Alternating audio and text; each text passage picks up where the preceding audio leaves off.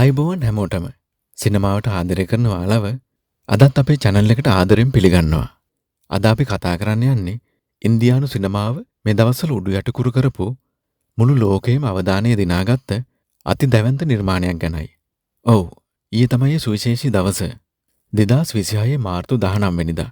ඒ කියන්නේ ඊයේ දවසේ ලෝක පුරා තිරගත වීම ආරම්භ කරපු දුරන්දර් ද රිවෙන්ජ් චිත්‍රපටයේ සම්පූර්ණ විස්තරය තමයි අද මේ වීඩියෝ එකෙන් අපි ගෙනාවේ.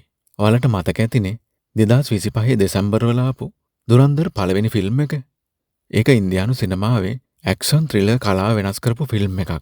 ඉතින් ඒකේ දෙවෙනි සහ අවසාන කොටස විදිහට තමයි මේ ද රිවෙන්ජ් ෆිල්ම් එක එළියට එන්නේ. මේක නිකම්ම හින්දි ෆිල්ම් එකක් නෙවෙයි. ප්‍රේක්ෂකයන්ගේ දැවැන්ත ඉල්ලීම නිසාම හින්දි වලට අමතරව දෙමළ, තෙලිඟු, මලයාලම් සහ කන්නඩ කියන භාෂාවලුත් මේක රිලීස් වුණා. වීඩියෝ එකට යන්න කලින් පුංචි මතක් කිරීමක් කරනවා. ඔයා තාමත් අපේ channel එක subscribe කරලා නැත්නම් දැන්ම subscribe කරන්න.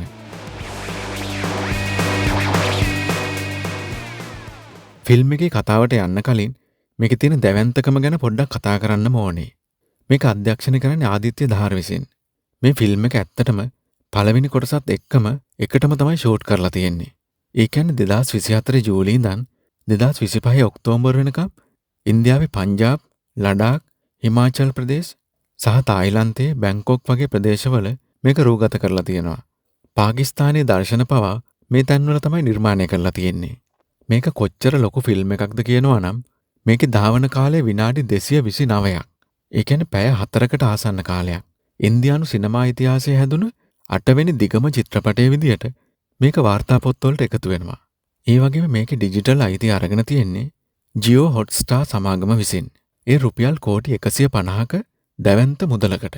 ඒ වගේම ටී-සීරීස් සමාගම කෝටි 27ක් දීලා මේකේ සංගීත අයිතිය අරන් තියෙනවා. ඉතින් හිතාගන්නකෝ මේක කොච්චර ලොකු ප්‍රොජෙක්ට් එකක්ද කියලා.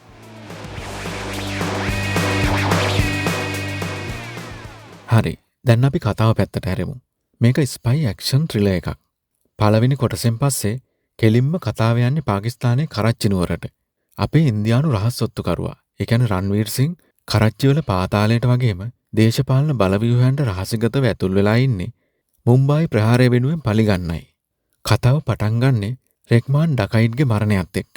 මේකෙන් පස්සේ ලියාරි කියන ප්‍රදේශයේ ලොකු කලබලයක් ඇති වෙනවා. රන්වීර්ගේ චරිතය වෙන හම්සා අලි මසාරි කරන්නේ ලොකු ගේමක් ගහන එක. එයා උසෙයිර් බලොච්ට හේතු ගන්නනවා. රෙක්මාන්ගේ මරණය පිටිපස්සේ ඉන්නේ එස්.පී. චෞධරි අස්ලම් සහ අර්ෂාඩ් පප්පු කියලා. මේක ප්‍රතිඵලයක් විදියට අර්ෂාඩ් පප්පු ඝාතනය වෙනවා. නමුත් මේ ගේමාස්සේ නොහිතපු දේවල් වෙලා අන්තිමේදී මුළු ලියාරි ප්‍රදේශයේම පාලනය හම්සගේ අතරපත් වෙනවා.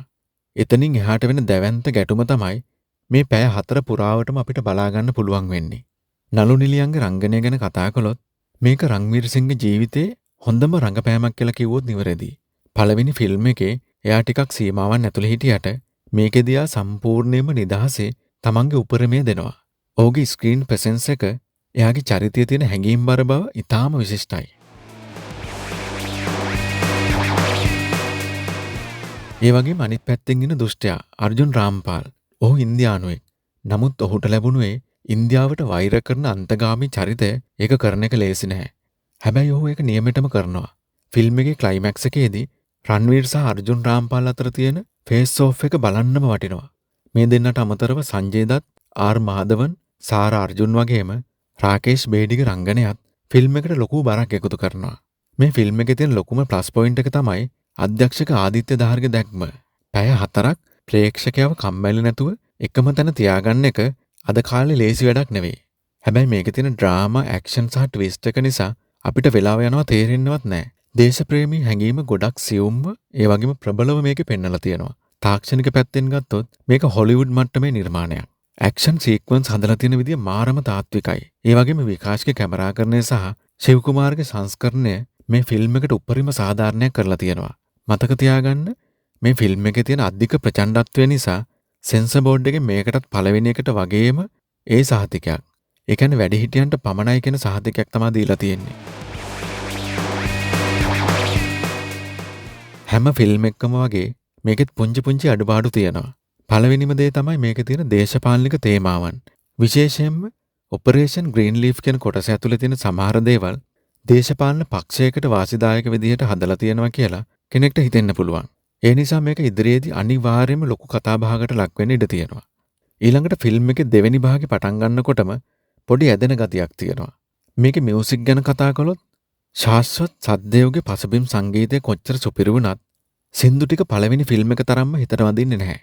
හැබැයි ඒකේ තියෙන ආරී කියන බොම්බේ රොකස්ලාගේ සින්දුවේ රීමික්ස් එක නම් සෑහෙන ජනප්‍රිය වෙලා තියෙනවා. අවසාන වශයෙන් කිව්වොත් දුරන්දර් ද රිවෙන්ජ් කියන්නේ අනිවාර්යයෙන්ම ඉන්දියානු සිනමා ඉතිහාසයේ ලියවෙන බොක්ස් ඔෆිස් වාර්තා අලුත් කරන දැවැන්ත චිත්‍රපටයක්.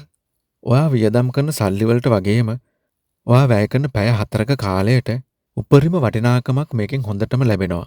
ප්‍රධාන පෙළේ රිවිව් සයිට් එකක් වන 123 telugu.com එකනොත් මේකට 3.5ක විශිෂ්ට රේටිං එකක් දීලා තියෙනවා.